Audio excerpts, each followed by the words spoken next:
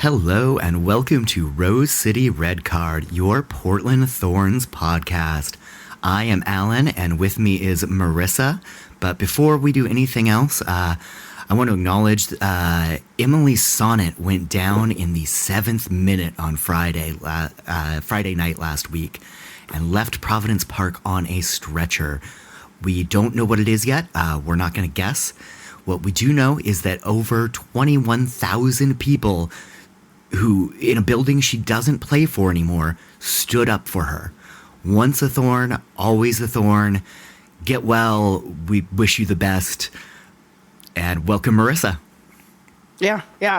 Like Alan said, way to keep it classy, Providence. Once a Thorn, always a Thorn. I'm not a doctor, nor is Alan. He's pretty smart, but not a doctor. We are not Gotham medical staff, so yeah, just sending good vibes to her, and hopefully she gets on the pitch again soon.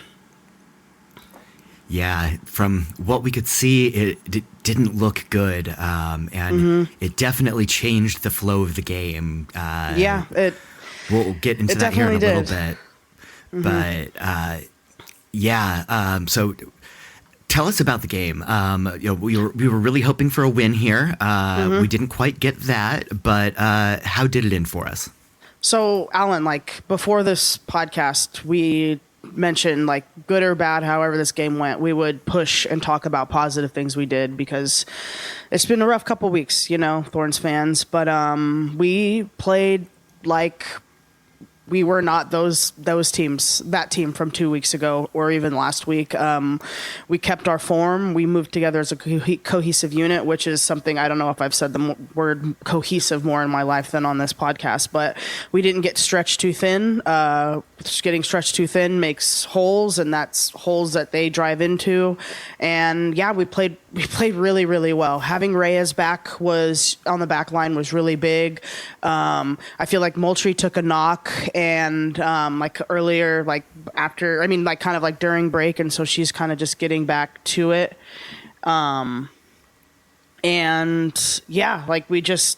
We looked good. Soph looks hungry. We looked really good. Our forwards, we just kept our shape, and that's kind of what we've been hoping for. Midfield showed up. It was great. It was really great. We played really well. All right. So, the game ended in a tie 2-2. It was a tie, and we wanted to pick up 3 points, but I'll take 1 point from this game. So 2-2. Yeah, I'll take it. It may be only 1 point, but it is our 11th straight game unbeaten at home. It may be a tie, but we are still unbeaten, and that makes it a club record. Is it really a club record? It is a club record, 11 straight unbeaten at home. Don't fuck with Providence Park. Exactly, don't fuck with Providence Park. We had, so. All right, so 2-2. First goal went to Midge Purce. That was kind of just a giveaway. Our defense needs to be better at marking. 2 minutes in, they score. Hard start to a game. That's a really, really rough start. And then, we answered back, but then in the 7th minute, that's when Sonnett went down. And so I feel like it shook both teams. It shook us at home. It shook everybody. And, and so then I feel like, we just put our pedal to the metal and we just kept pressing and pressing and pressing. Then we finally got a goal. Lyles scored on the 21st minute. It was beautiful. It was beautiful. That angle that she shot it at to chip AKB, Ann Kratzenberger, who's one of the best goalies in the world, to just chip her and just had her just on her feet. AKB didn't even move. Lyles, it was a perfect ball. If you look at that angle, she only had 2 feet to put that ball in, and she nailed it. That was her first career goal. That was amazing. So go Lyles. First career goal. It sailed over the keeper's head. She just watched it go in. Yeah, didn't move her feet. Assist by Torden. She's actually the league leader in assists. This is her 7th assist. Yeah, Torden, let's go, girl. She's been playing amazingly well the last few games. Yeah, she really has. she's just I'm so glad that we have her for another couple years because she's just really hitting her stride, and it's really fun to watch, and it's really fun to watch. So it's just going to get better with Torden, and yeah. All right, so shall we move on? Yeah, so that was the end of the first half, I believe. Yep. And so we're going into the second half, 1-1. How did this start off for us? I mean, we were playing so well. We kept pushing our defense, our midfield. Everybody was working well. We lose possession, midfield off. Like everybody just collapsed in, and we regained possession. We were cutting off their passes. We just played really well, and then we got a prize for that. Playing so well, and that came with a goal, like a phlegm goal at 53 minutes. It did deflect off of Midge Purce, so you can giveth, but also you must taketh. Midge Purce, sorry about that, sis. But it was another beautiful one. It was another beautiful goal, but an assist by Lyles, so that marks her first career goal and her first career assist in the same game, which is pretty cool. That is incredible. Mm-hmm. And then moving on, because we told you the score is 2-2, and now the score is 2-1. So Kerr scores in the 62nd minute off a corner kick. The ball was bouncing around in there a little bit, and Sam Kerr is going to do what Sam Kerr does, and she finishes. It's we a shame. Knew she was going we to. Don't like it. And it was great. We're talking about all these firsts. This was her first NWSL goal in almost 7 years. So it is great to see her back out playing, even if she's scoring against us. Yeah.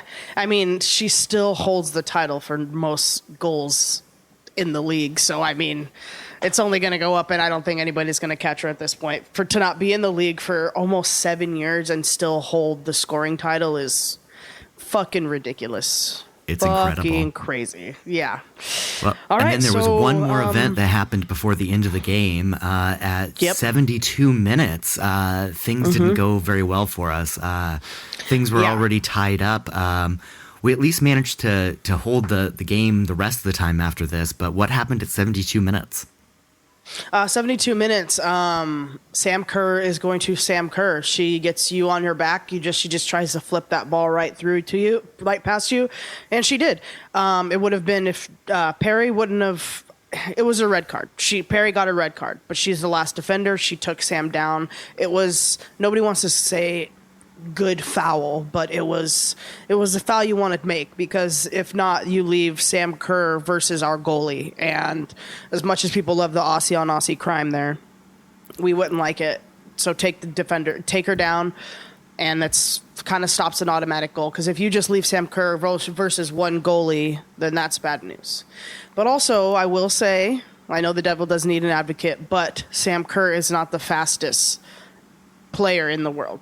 She's great, but she's not the fastest. And I think maybe if we wouldn't have fouled her, we would have gotten caught up to her. But we don't want to leave things in the gray. And I think Perry, you never know, she's not gonna be able to play next game, which is a huge thing because we play Utah. So that has not officially been announced. We assume she will not be playing, but that it apparently has to get decided later in the week before it's official. Speaking of which, I have been seeing a bunch of photos going around of what looks like a red card from Gotham that was not called as a red card.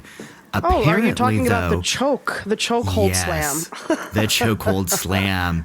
And apparently, even though it was not a red card, it could still be a game suspension due to the way this works. That the committee that does these actually decides later in the week, and so the red card that was given to Perry means that she probably will not play, but they still need to decide. And even though this other red card was not given, it could still result in a penalty. Yeah. Yeah. So So I didn't know that. I thought that you could only, if once the red card was pulled, the red card was pulled. But I did know that they could go back and maybe change Dudley's yellow to maybe a straight red. So that is really interesting. And I don't know. I mean, I understand if a ref can miss that, but for how many people, 4 people in a VAR room with hundreds of, not hundreds, but dozens of screens, access to slow motion could miss that, then you're like, okay, come on. What are we doing? What are we doing in the VAR room? Well, it sounds like they might have not even done VAR on that at the time. So this could be, one of those things where we had the information and they just didn't look at it. But I don't know that for sure. It happens. Yeah. Well, Alan, why don't you know everything? Damn it, Alan. Because Brooke only gave me so much in its prep doc. That brings us to another one of the big stories of this game, Morgan Weaver. She is back. Oh, gosh. It has been a year and a half, 3 surgeries on her right knee. She said earlier this year that she'd be back out there and that she was going to make sure she was 100% ready. And she was right. She came out and, we were talking about how hard the end of that game was, being one player down. And I think she really kept the team going there. Yeah, she did. And I feel like I'm getting emotional, which is so lame, but it's I feel like we were saying yes, like you were saying, it was the end of the game. Gotham really wanted that win. They were pushing. It's the end of the game. Everyone's tired. We're down a player. And Weaver coming back, it wasn't just her being on the field. It was 21,000 plus people on their feet supporting Weaver, supporting our girls. And I feel like that was huge. I feel like it got us through that last, 20 minutes of the game. Man, that was really something special. It really was. To even hear it, And, it was the emotional core of this game. We had 2 different standing ovations, one for each team technically, but, one for Sonnett when she was injured, one for Weaver when she is coming back from being injured. These players put their bodies through so much, and it's emotional on both ends of that journey. And we saw both of them. Oh man. Yeah. So instead of let's pull from the emotional, she's fast, she's strong, she can finish. She got called up to the USA team, I think maybe once or twice. She is a fantastic player, and she will help Soph up there at the top.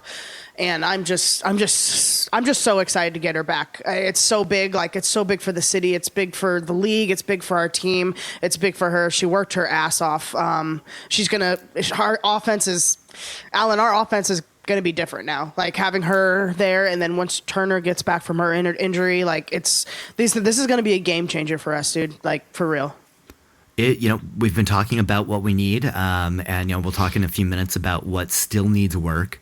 But yeah, we're seeing some changes. We're seeing some people come back. We're seeing people start communicating, coming together. And like you said, Weaver is fast, and she's coming back from a knee injury, which can sometimes really take off some speed. But we saw her out there, and it didn't look like she's any slower than she used to be. No, and also mentally, because you're well, shit, do I really want to push? Is my knee going to be okay? So I feel like there's also a mental block on I don't want to push this hard. Am I going to re-injure? But I feel like she did it the right way. She took her time, and yeah, she hasn't lost it. And I'm so excited, man. I'm so excited. I'm so excited. Big deal for us here in the Thorns community. It absolutely is. It is fantastic to see her back. So let's talk about what we can do to improve the team. We saw our team coming back. We were playing better this time, but we still have some gaps. What are you seeing, and what can we do to help out? All right, so as I said, like this, we played so great this past weekend, but there's always need for improvement. So let's start from the back. Let's start to the goalie and move our way forward. So Mackenzie Arnold, she had some great saves. She's looking so good for us this season, but she needs to communicate with her back line a little bit more. We've been saying that the center backs control basically the team, how they move up, how they shift, but it really starts with the goalie. That's the last line of defense, literally. And there's just times when she wouldn't come off her line and the defense thought she was going to grab the ball, and there was just some miscommunication, especially towards the end. You could kind of see it, like somebody would head the ball back and they thought she was going to come out and she didn't, or she did come out and it was too close. And so we just need just kind of, I don't want to say better decision making, but just communicate a little bit more. Yeah, I mean, also Providence Park is fucking loud. Like I also understand that, but she just needs to communicate with the back line a little bit more. Yeah. Well, our team should be used to that. This is our home field. Right. Yeah. I know we had more people out than we've had in a while, but I think that's part of what makes us so good is we've got the fans really, really going. But that second minute goal was a real tough start. And it like you said, communication took a little while to get going. And then it seemed to be falling apart there a little bit at the end as well. Mm-hmm. Yeah.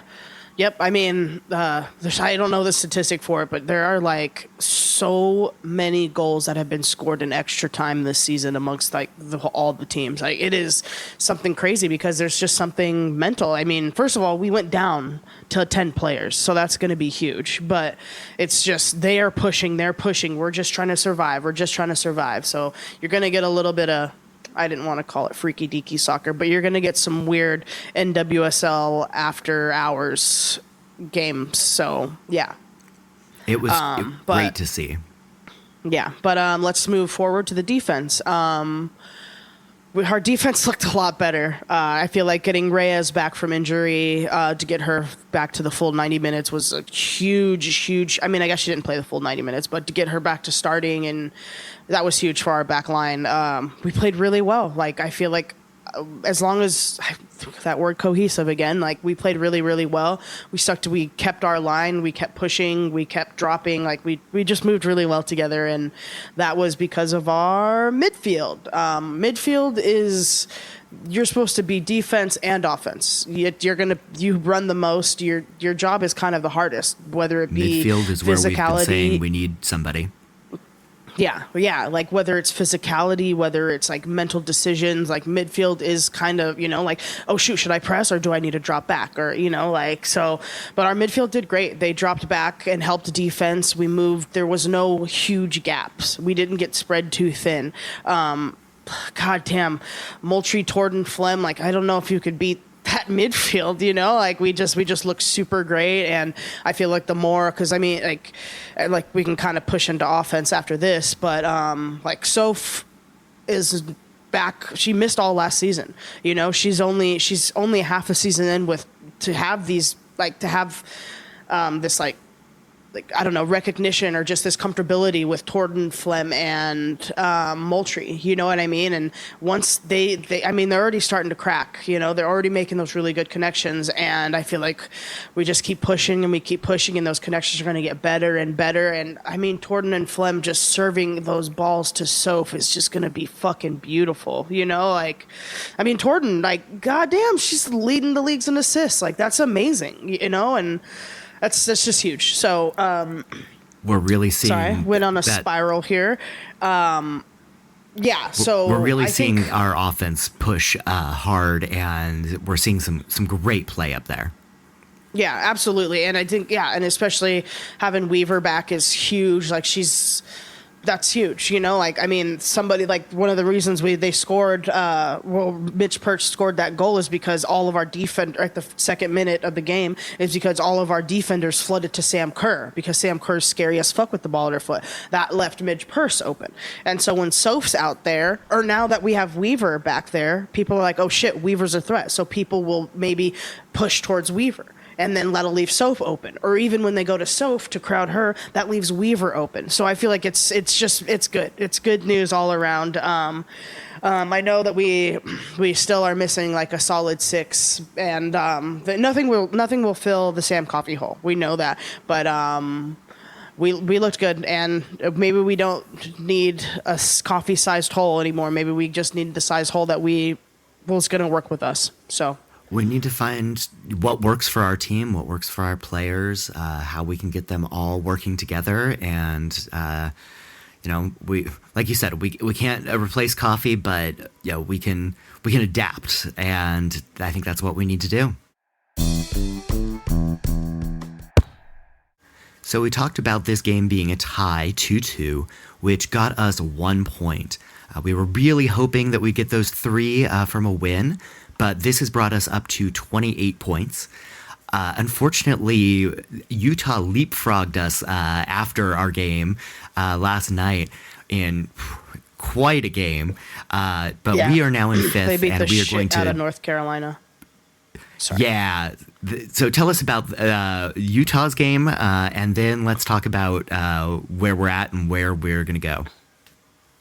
Okay, yeah. So Utah beat the shit out of North Carolina. It was an ass whooping from beginning to end. And Utah deserved those points. They had a slip up last week, but they deserved those points. And yeah, I mean, Utah's just going to Utah.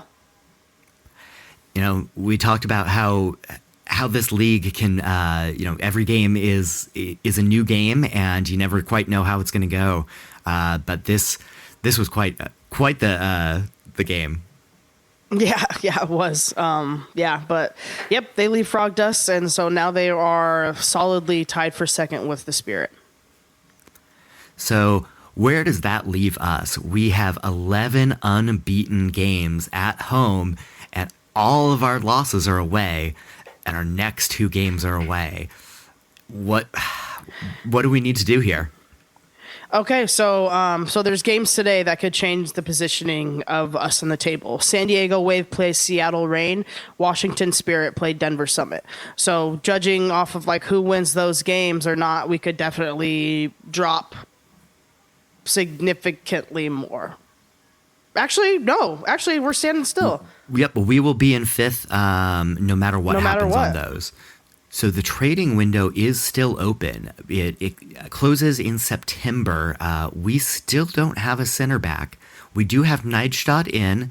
We've lost 1 player to Utah. And we have signed some extensions.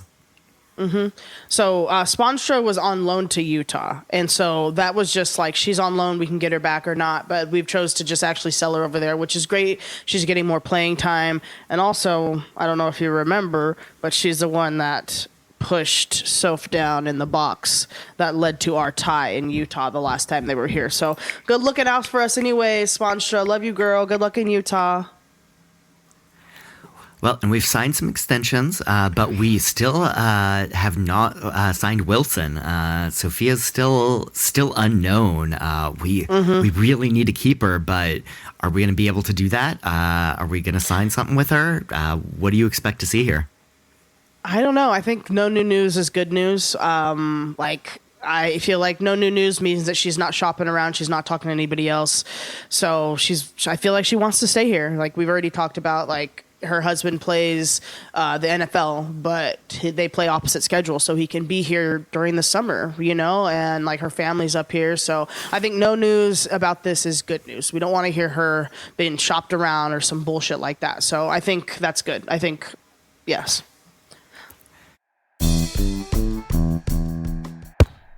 So last week we promised that we were going to talk about the salary caps, the hip rule, and what is going on with Gotham. We keep seeing all these incredible players over on Gotham's side. I've listened to so many podcasts about it. I've Googled it. I still am like, okay, like I kind of know what they're talking about, but there's just, I don't know. So as we've looked into this more, we found out it's more complicated than you think. People talk about the high impact player rule, nicknamed the Rodman rule. People say that's why Kerr is over on there. But it turns out she's not even eligible for the high impact player rule, that hip rule. So what's going on? It seems to be allocation money. I guess they get a little bit of money each year that they can bank. And essentially, they spent a couple of years just saving up. And this year, they're spending. And so we're seeing everybody come out. The president of soccer operations over for Gotham said we view the salary cap like a competitive weapon. So, it's something that they see as a way to win, pulling in all their players all at once. But we're talking about this hip rule, but the players' union has also opposed it. They filed a grievance in January that hasn't been resolved yet. It is a huge mess, though. It is a huge mess when they could just move the salary cap up $1 million instead of putting all these weird fucking rules in. Just raise the salary cap $1 million. Raise the salary cap. That's what you have to do. Make all this weird garbage rules that we have to talk about. Raising the salary cap seems like it would be a completely reasonable solution to this. It would let everybody play on the same playing field. And essentially that's what the union is asking is, do we have a carve out here for famous people, or do we raise the floor for everyone? And, I say we should be raising everybody, let these players get paid more overall. The other thing is, what is the enforcement on this? Angel City took a $200,000 fine and a 3-point deduction in 2024 for cap violations. 3 points, yeah, okay, that's a big deal. But $200,000 when the cap is $3 million, that's not that much extra money to spend and to potentially get some extra better players. They say they're starting annual audits, so it should be police now, but we'll see what that actually means. And it's also just ridiculous. Like the stipulations, like the hip rule. Like, so you're saying if ESPN doesn't rank me on their rankings, then I'm not eligible to get paid more? Like Sam Kerr is one of the top players in the world, but she technically doesn't even qualify for the hip rule. You know what I mean? Yep. So you're asking or Ballon d'Or, when Ballon d'Or is notably not pro-American at all. We're like, and the Ballon, it's like a French magazine. It's like a huge deal. The Ballon d'Or is supposed to be a big deal, but they just favor Spanish and European players always. So for the hip rule, or for them to say that this is how we're going to judge how much money you get, is ridiculous. It just does not make sense. It does not make sense or say if you're injured, because they also judge like how many times you play for the top USA, like if you play for your country, like, well, what if you were injured? What if you and there's only 3 camps this summer. And so it's just ridiculous. They raise the salary cap $1 million. That's it. It gets the same thing. It doesn't need to involve the ESPN or the Guardian or like some French magazine. Like what are we doing?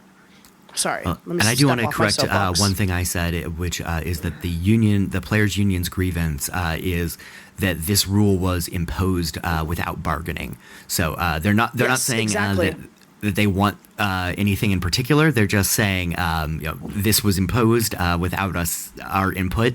And I agree. They definitely should have been able to have that input there. So it'll be interesting to see how that. Our players union is serious. Like they fight for like our women and our players. And everybody wanted to see Trinity Rodman stay with us, because you had mentioned people do nickname it the Trinity Rodman rule, but we are not calling it that on this podcast. But like, we want her to stay here and we want our players to get paid, but like, you have to go through the right channels. And for them to just like the league just to say, fuck you guys, and just go on and do what they want to do. That's not how this works. That's not how a players union works. That's not how this works. Steps off soapbox. So coming up next for the team, they have 9 days off, and then they are against Utah on the road on August 2nd. We were talking about road games. How's this one going to play out for us? Alan, I hope it plays out okay for us. I mean, I understand that Providence Park is our 12th man, but we played so well. Like, we played so well on Friday night. I think that if we can keep up the pressure, play our game, trust the process, trust what we're doing. Like, when we went down one goal in the first 2 minutes, we did not give up. We just kept pushing and pushing and pushing, and we played our game. And I think, yeah, Utah's an amazing game, or as an amazing team, but fuck, we're the fucking Thorns. We're fucking amazing too. So I think if we keep up the pressure, it's also, like, no offense to Utah, but they get about like a couple thousand people in their stadiums. It's not like they're like gonna, their crowd is gonna like make us shy or something. So I think that if we just keep our heads down and press and play our game, keep our plan, then I think we could come out with a win. I don't want to say easily, but I think that we could come out with a win. Well, after that game on Saturday, seeing how well Utah did then, it does make me a little bit worried. But I hope you're right and we can keep this up. Yeah, no, I mean, I'm worried every team. I mean, we lost 4-1 to a team that only has 8 points, like, this season. Like, this is the NWSL. It could go any way, but I think we can pull something off. I think that we can pull something off. We're a great team, and I feel like we're finally gelling. I feel like, it only took half a season, but I feel like we're really pushing. But I too am worried, Alan, and it would be dumb not to say that we should not be worried or concerned. Well, and Perry will presumably be suspended due to that red card. So are we going to be all right without her? I think that we'll be all right. It is not good to not have her on the field, but I think that we'll make do. We always do. It's next woman up. That's kind of got to be your mindset. It's like, okay, next woman up. So let's go. All right. Well, that brings us to the end of our podcast. And once again, I want to say, Emily Sonnett, heal up. We are wishing the best for you. Once a Thorn, always a Thorn. Even though you were playing for Gotham, we hate to see you taken out that way. Hopefully we'll hear some good news here in the next couple of days. Yep. Yep. Yeah, Sonnett, love you, girl. Hope to see you back on the pitch. Go Thorns. Fuck Seattle. All smiles, no injuries. See you guys. Go Thorns.